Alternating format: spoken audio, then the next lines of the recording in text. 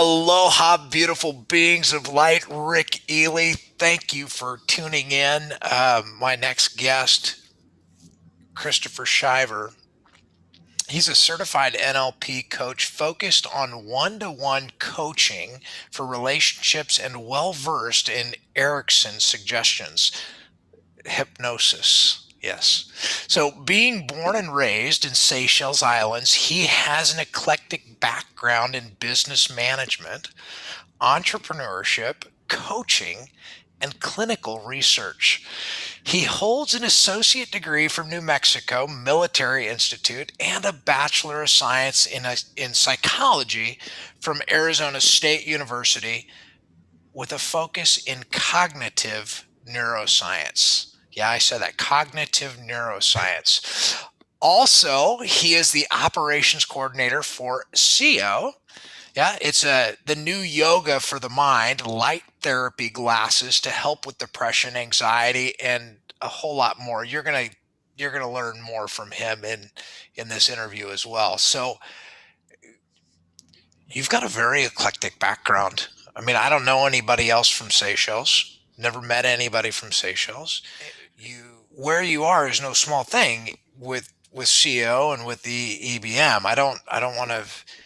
It's actually a rather large movement across the world. We're just not really familiar with what's going on here in the U.S. Briefly, how do you describe yourself? Yeah, the right word would be eclectic. Honestly, with my background throughout my whole life, I've learned to quit telling my story at a very young age, which is unfortunate. But I had to do that because what I realized was that when I would tell anybody, regular anybody, about where I was from and what I knew and what I'd done, it's almost unbelievable to a lot of people. It's so outside their reality. I mean, think about it. Like you're talking to somebody who grew up literally on the other side of the planet, one of the most isolated countries in the world from the United States. And and when I tell people, yeah, I'm from this tiny island and whatnot, and they hear my accent, they're like, no, you're from the States. Like you sound like you look Latina, like I do not fit any known stereotype here in the States. So people get really confused about me. And I had to learn to adjust my story in a way that made it more relatable to a lot of people. And so I usually start with saying, well, I'm a military brat, but I'm not. I didn't grow up in a base. My father was an engineer on a base in Seychelles that didn't become declassified until 2 years ago. And it's funny, like you can see pictures of Seychelles where they have these huge radar dome installations on top of the mountains, right? And it's just so obviously there, but it was just a conspicuous place. Nobody knew about it. Well, it hasn't Seychelles been referred to as like Eden, like the Garden of Eden, like the birthplace of humanity. Uh, Several times. yeah. Several So times. if you looked up Seychelles, that's where you would. I At least I started. That's what I found. I was like, holy cow! Like the Garden of Eden, Seychelles. Yes. Yeah. So okay, eclectic. Well, There's actually there's a forest. It's a national park now on one of the islands called Pralin, and it actually has a coconut there that's unlike any coconut anywhere else in the world. That's only found there, and it's shaped like a woman's buttocks. Kid you not. oh, wait a minute. We had this conversation. I've seen the pictures. We looked it up. Yeah, okay. Visual. I'm a very Yeah, visual person. yeah, and it's literally a special tree because there's actually, like the flowers are usually female flowers and male flowers, and they all grow on the same plant. Well, this tree doesn't do that. There's a male tree and a female tree. One grows flowers, one does not. It's hardcore. You can walk through the Garden of Eden, you can tell, oh, male tree, female tree. Because all trees are both, they can do both at the same time. They can both bear fruit, but these ones can't. Only the female trees can do that. Crazy, absolutely crazy place. And you can go walk into this place and it feels a little bit like Jurassic Park. Chris, what's your core purpose in regard to your personal life, and how does that drive your business? So we're gonna get serious here now, I guess. Two No, things. no, no. Yeah, I guess Two I. things. Two things. Because of the way I grew up, I got exposed to a lot of things that kids should not be exposed to. Really, I had my innocence robbed at a very young age, because I saw suffering on a scale that was just not needed. And so, really, the reason why I do what I do, the reason why I have my drive is because if I can just raise the consciousness, the level of consciousness, and that's not something that you can really measure, it's just a metaphor. If I can just raise the level of consciousness of humanity by 1%, I'm happy. That's really what I want to do. I just want to help people learn to become more present. And right now, and I know you'll agree with me, especially here in the States, a lot of people have become very disconnected, and they're very quick to pick teams when there's really no teams to be picked. There's only one team. Oh wow, that's you're cutting to the deepest truth. I guess I shouldn't have expected anything less. That's fair. I shouldn't expect anything less, Chris. When you're starving and there's a lack of water and shelter, right? It's really hard. And I mean really hard to become present and not be vindictive towards your situation, and be environmental and blame whoever you need to blame to make yourself feel better. I'm not saying that's right. What I'm saying it is quite hard. It's just really hard to expect people to think on a conscious level with integrity and oversight of themselves, right? When you're at that level, it's just extremely hard. It's not impossible, but it is really hard. What you're talking about is just slavery. I Yeah. mean, at the human slavery. I was describing Shane. Shane, I was talking to Shane about you, and one of the things he was so interested in meeting you, because I described our relationship with Clifford, and I said, and this is a guy who is very much aware of his dark side. And he said, "Oh man, I got to meet him. I got to meet that guy." What does that mean to be aware of your dark side?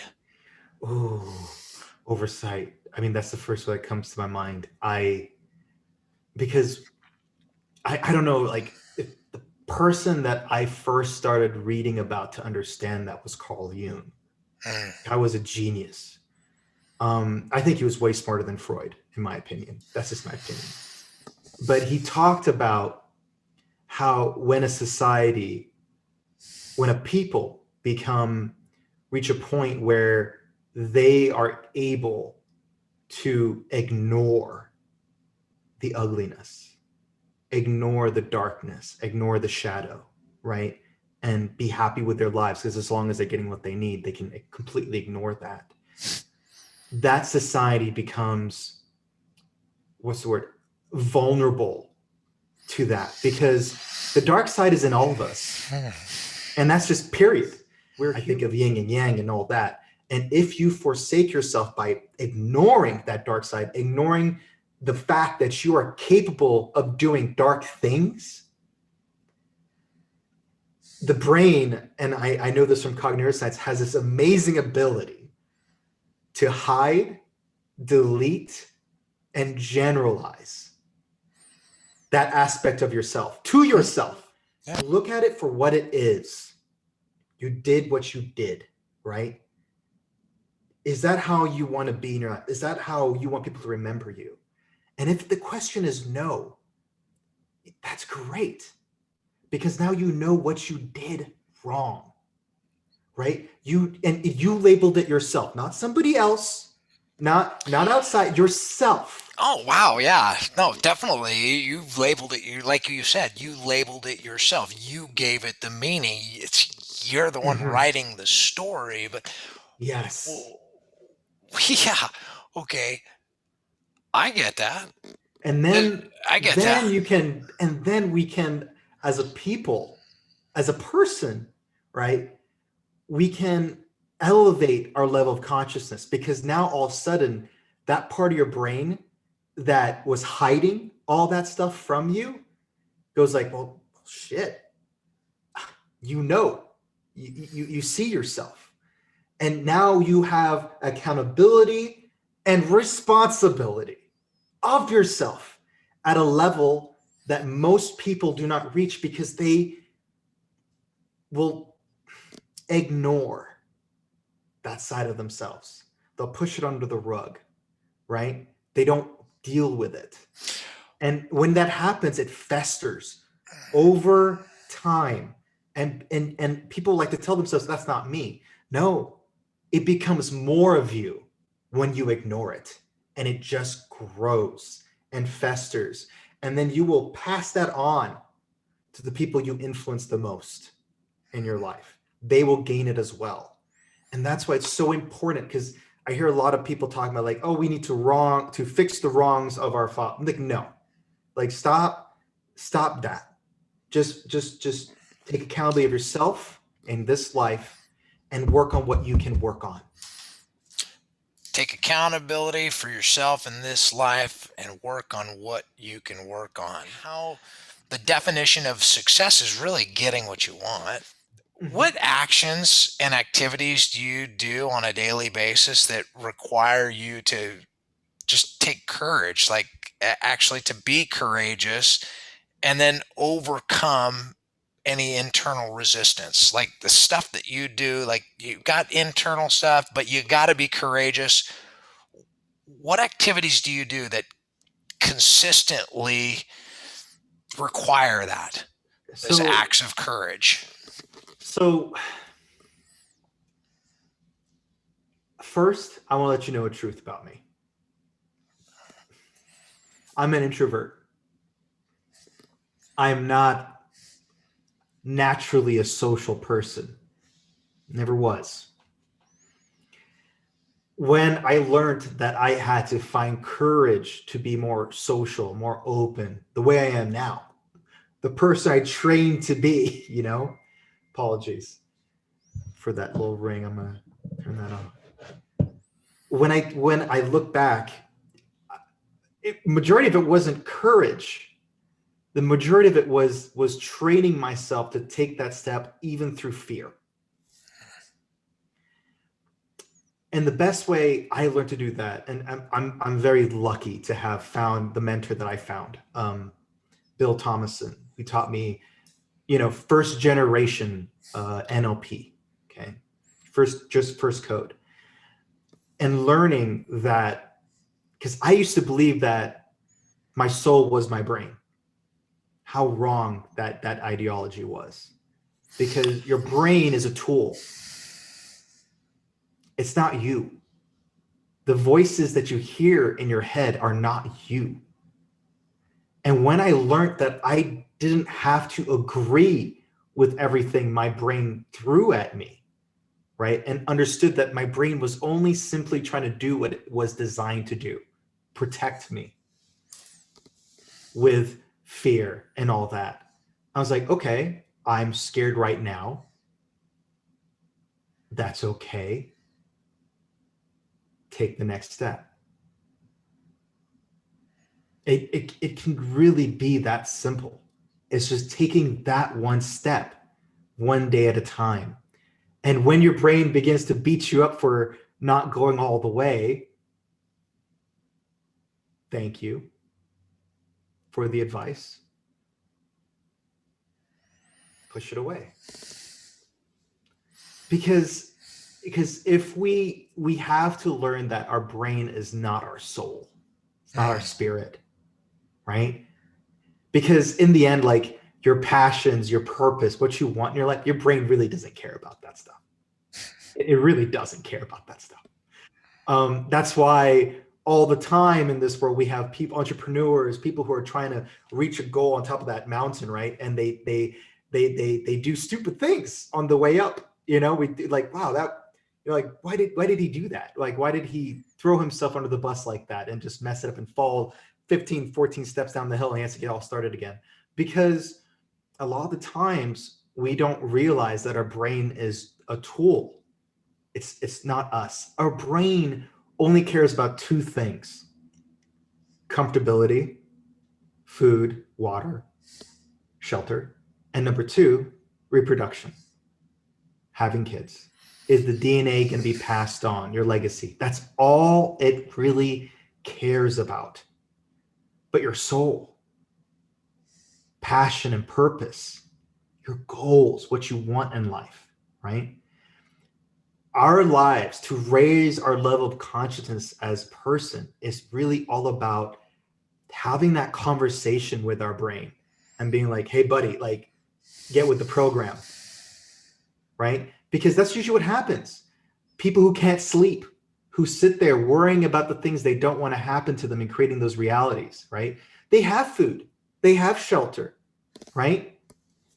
They have their family, they have opportunity, but there they are worrying about stuff that they don't want, right? And they think that's them, but it's not. That's just the brain doing what it's supposed to do. Look, And what are your top values, Chris? What are the top oh, things that you value the most? so I actually check on my values every 2 months and just double check them. My top three, in order: integrity,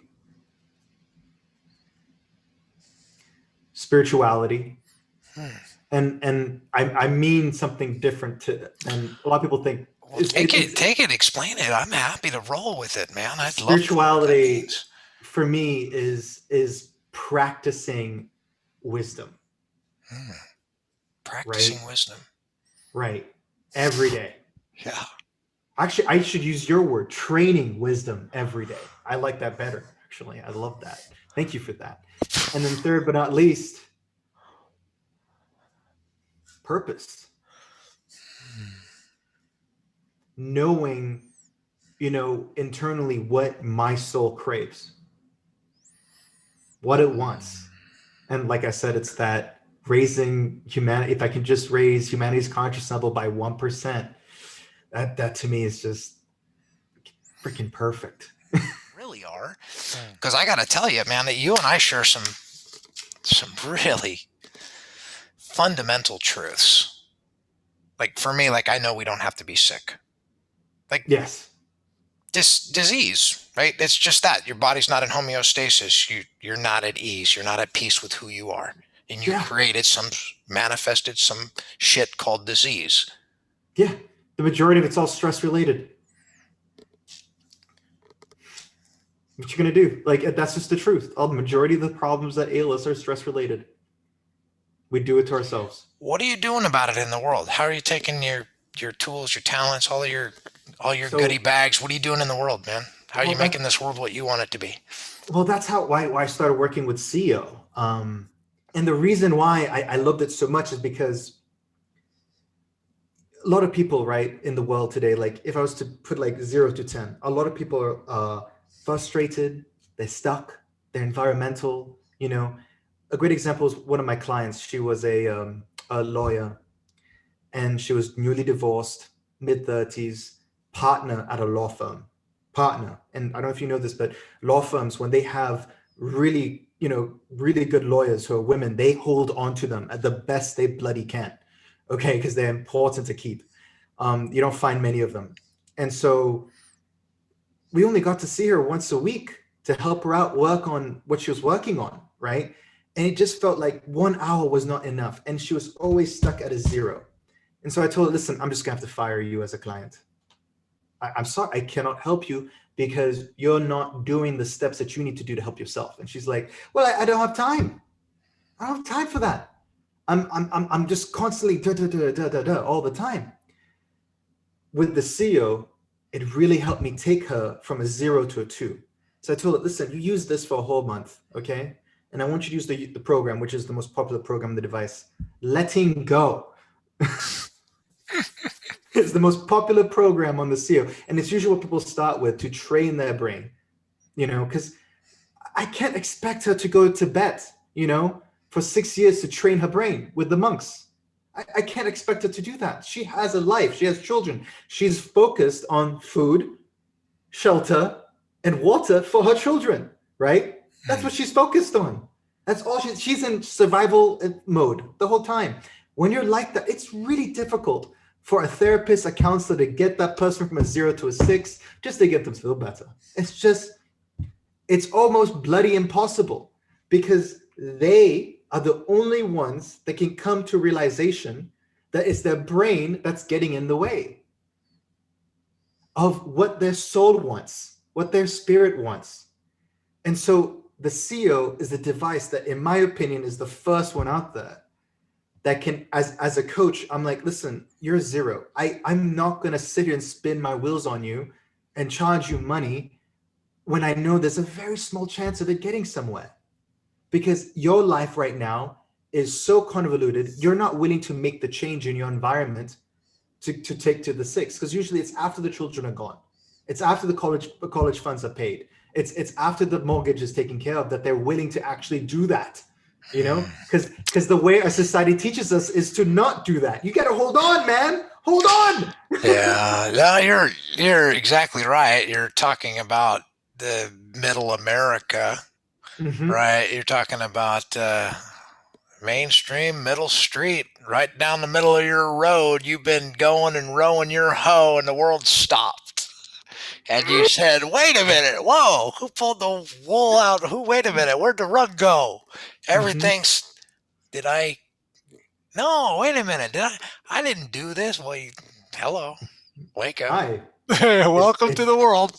It's all on you. It's all on you. On you. This is an inside job, but yeah, the SEO. I could see how this would be an amazing tool. So you and I are on connecting with incredible beings that are making a difference in the world every day. It's on huge impact, having huge impact in the world. You got a tool that can amplify us. And so this tool, the SEO, is a powerful tool. Just makes it easier. It just makes it easier. Now, you're a person of impact, and there's not going to be any stopping you. Like, you're not looking up. You're feeding those that are in front of you. It's pretty much widespread all over Europe. Like, Oh yeah. Well, why, man? How do we get it here in the U.S.? We got some conversations to have, because yeah, I'm really right now looking for people that want to spearhead this movement, because in the next 4 or 5 years, when this gets FDA approved, the doctors are going to start jumping on top of it, and they'll become the next distributors. And this is not the SEO. It's not the end all, the win all, right? It's not. But what it does do, it helps you get out of your own way to get to a 2, so that somebody like you, Rick, somebody like Dusty, somebody like Clifford, right, can hold their hand and bring them to a 6, to an 8, to a 9. Because you guys are doing great things, man. I want to be a part of everything you're doing. We at Pono Quest want to be a part of everything you're doing. Steve and I recognize you guys as extraordinary, the extraordinary being movement. You guys, there we go. You have created the movement. I see this beautiful genius with a highly analytical mind that is able to create and structure, give meaning in all of these compartments, who has come to the place of his inner circle in trust and laid himself at the service of his inner circle and said, help me stay pointed north, because I know how powerful I really am. And who do you want to reach out to you, and how do they find you? I'm looking for people that want to shine their light. And you could say that in many ways, but that's the best way I can think of it. Coining Clifford Starks. Shine your light the best way you can, and actually just start shining. How about that? People who want to start shining authentically from within, not from their brain, not from their body, but from their soul. That's who I'm looking for. People who are ready to do that, to start that journey in any way that they're ready to. And how you can reach me? Here's my phone number: 480 319 4865. Here's my email: Christopher at PSiOUSA.com. Join their Facebook group too, the Extraordinary Being Movement. Thank you, Chris. Do you have any? This will never be our last conversation because we will, we won't be saying a hooey ho. But do you have anything to say that you want to share, that you want to make sure that people hear and know from you? This too shall pass. The good and the bad. This too shall pass.